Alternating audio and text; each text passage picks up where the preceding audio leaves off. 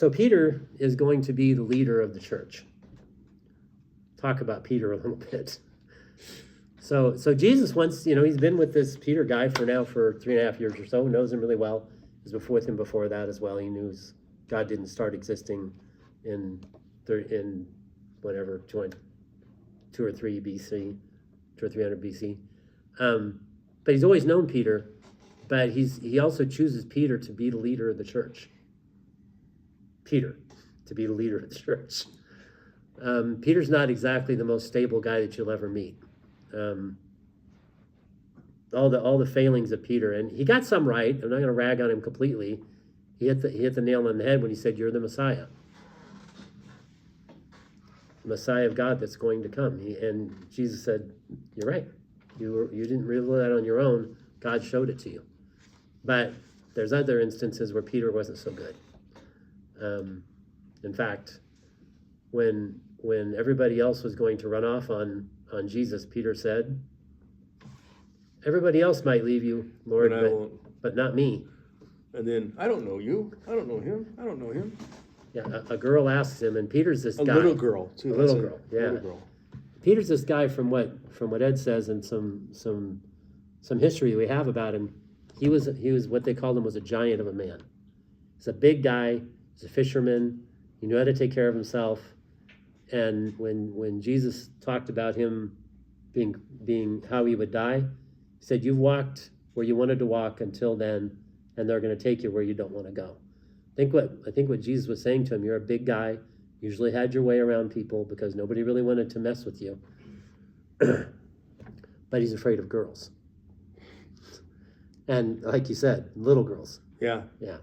I think that the whole scene is almost comic when you look at it. Because he's afraid of this little girl. And he goes, stands around the campfire, and he has a horrible Galilean accent. Kind of like listening to somebody from Boston talk, Yeah. "I gotta go get I need the car keys." "What do you need car keys for?" "Start the car." The cat. "What?" "Oh, car keys." Sorry, you said khakis. But that, he had a horrible accent. They could identify him from that. And they said, "Hey, aren't you with this guy?" And I don't think they're accusing him. I think they're just asking. There's a trial going on. "Hey, who is this guy? You know him?" He's a Galilean, aren't you? "Yeah." Yeah. "I don't know what you're talking about. No." And then the last one said, "Hey, weren't you with him? Didn't I see you there?" Mm-hmm. And again, I don't think it's accusatory. I think they're just asking him a question. And he freaks out because he might be caught. Mm-hmm. And this is the guy that the church is founded on. Yeah, the guy on the faith that he had. That Jesus called him, and when he brought him to the lake after he'd been crucified, he showed up at the lake, and he didn't ask John, he didn't ask any of the rest of them these questions. He asked Peter. Mm-hmm. He said, "Peter, do you love me?"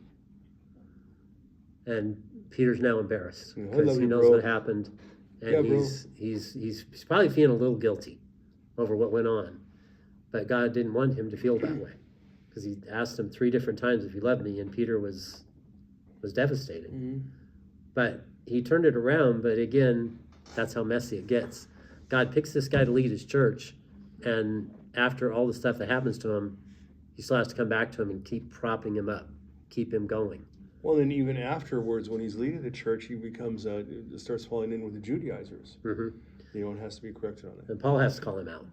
Well, the thought about him leading the church, being the head of the church, I don't know when it was having to do with you were, the pebble or whatever. Now you're the rock, on the rock. There is another way of looking at that on the rock, meaning the rock of that understanding that what he's saying is the rock. Yeah. I have a Catholic friend, and it's like, and a lot of Catholic, and including The Chosen. I saw an episode of I think it was the 4th episode, and they really emphasized that Peter was the head guy, and the conflict that had happened between the guys when they thought, "Oh my gosh, it's like he's been elevated above the rest of us." I don't personally. I have a feeling that it was more like the idea that the rock had to do with what he was saying on the rock and not referring to him. I think that it's been a big stumbling block for a lot of Catholic followers to emphasize that the rock was meaning him, and there was just a little note. No, I get what you're saying, because I think what Jesus was trying to get across is it's a truth. Because he did say that, if you build your house on the rock, Yeah.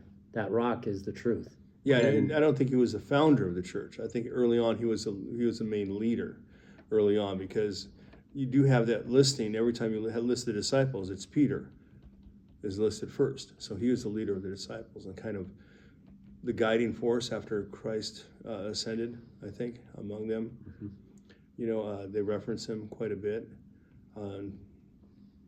So but it wasn't. I don't think it was a position. It was just that he happened to be the maybe one of the elder of the disciples, so they looked up to him. They usually mention